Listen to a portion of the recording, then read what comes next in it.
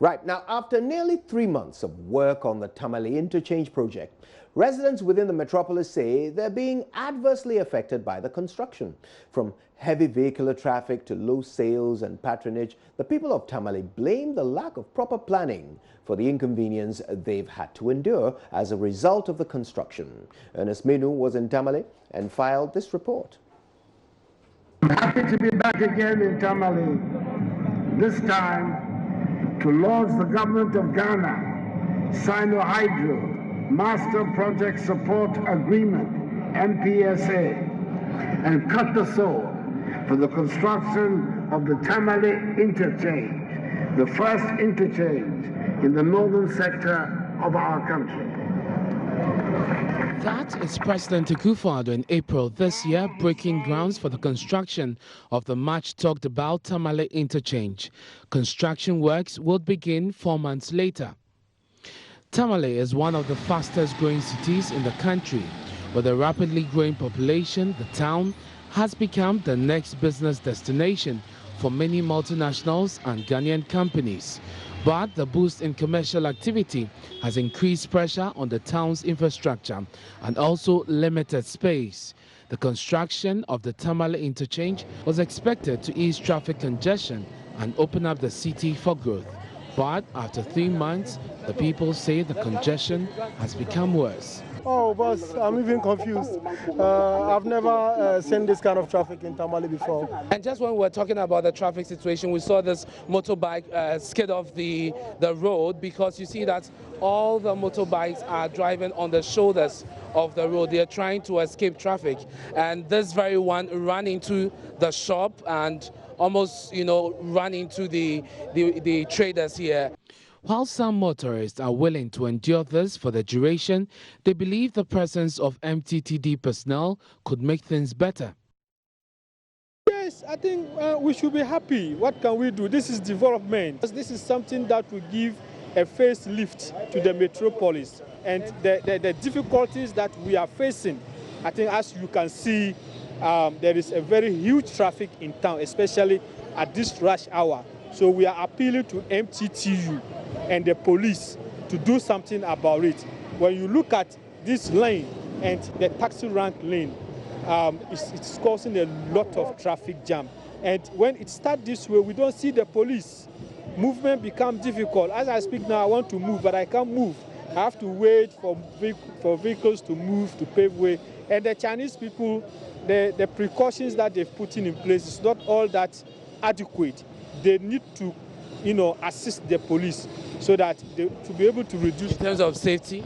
In terms of safety, sometimes you see them lifting a very huge metal and people will be moving around. We don't know what will happen, even though they've covered the site, but safety must be improved. For sure, it's a good initiative, but I think there should have been maybe a solution for other people using the road so that we can use it well without any hindrances. Others also blame it on the slow pace of work. Yeah, it's been very slow, very, very slow. I should be frank with that. Yeah, very, very slow. No, it's not. It's very slow. Sometimes you come at the end of the day, you don't even get up to 70 city, and all your fuel will finish. You don't even get your season, not to talk of fuel money, and not to talk of job money. Northern Regional Director at the Department of Urban Roads, Engineer Kwesi Dako, admits construction has delayed. Well, we are a little behind schedule, basically. But why the people would generally say that is because they are not seeing things rising up. At the moment, what we are doing is the piling works, most of it which is underground. And because the area has never been cordoned off, people don't really see what exactly is happening. Businesses, perhaps, are the worst affected.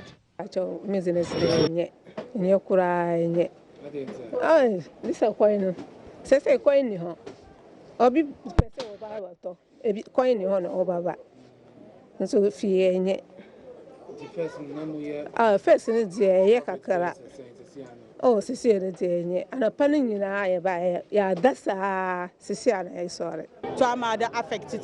Domnia de Jelma, Palakabian, Dernum Yalanga. Amatika Shahi, Timini kashisha kala la belwa kana tidir lwa dena mu'siti do mi biana negi ko habu ngoma ka tinyar dira What she's saying come with a lot of challenges because most of the traders within Tamale have experienced traffic problems. They have also been affected with issues that has to do with eviction from their main locations. So they are appealing to government to find a place where they will settle most of them, that is the traders.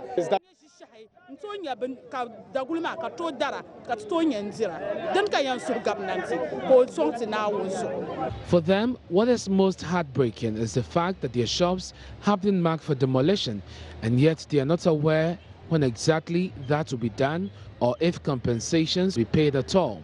Notice you cry who say almost started Jumano and son or mobile betray say ahanu ewo a road quine moon. Yes, you need baby I ever fat. There be your poor macho. So move a baby to say a mum tray omen share see and your beauty baby I ever fat. Commercial drivers, including those using tricycles, popularly called yellow, say they are being harassed by the police because they have no designated place to operate from after their station was cleared for construction. Oh, to be frankly, the construction has affected our job because they said that they are doing interchange for us. Now know that they have closed all the road for us. So now for us to come inside to the town, main town to pick passengers is a problem. And the passengers today are suffering. There is go-slow everywhere. Yeah, so it's not easy. Before the construction, they didn't give you an alternative place? No, they didn't give. They said all the Tamale is choked. There is no any space for them to give us. Tamale Metro Assembly said that there is no any space for them to give us. I'm yellow de bam smuahabi. By Yawa, I say, Omoya interchange in the Biomu disturb your Zoom police. The new station, other stations no Bia will be now quite a young one. Now here's hospital road, young one, it's on. Now, by most of the time, yes, I can see in station also, on my station. Because of taxi drivers, no, and you know, Yantimania station, Ewaha. And you say, you're in your station, you're so mobile. In your station, I never Japan because I have a dream pressure here, so because passengers. Yes, I'm higher police for any Zoom polling.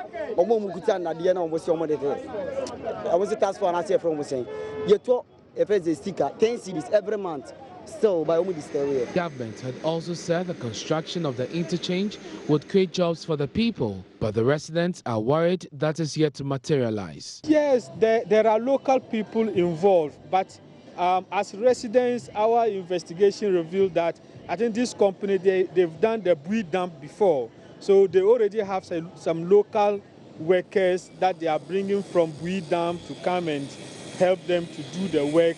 But as we sit now, what I am privy to, no recruitment has been done yet, but there have been assurance from government agencies in northern region that very soon they will open the gate for more people to be employed.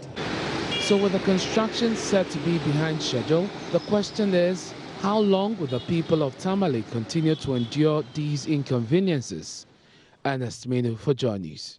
Let me also stress, my government and I will not countenance any delays in the execution and delivery of the various infrastructural projects. 30 months is 30 months. Now, the Northern Regional Director at the Department of Urban Roads, Engineer Kwesi Darkon, has been responding to the concerns raised. I understand there's some discomfort with people, but with the traffic plan, I think we even did several adverts before. Maybe people didn't really get it, but there's a comprehensive plan that we have gone through. I'm a road user myself. I've been around. Even before it was implemented, we all went around with the contractor to see how it's going to work. And so far, I think it's working fine. Just that maybe people wish there were all these other alternatives which have now been closed. Unless you are suggesting we need MTT people. Well, they actually are suggesting they are suggesting they need MTT. But if you've been around yourself, when you look around, It used to be a crossroad, now it's a straight road.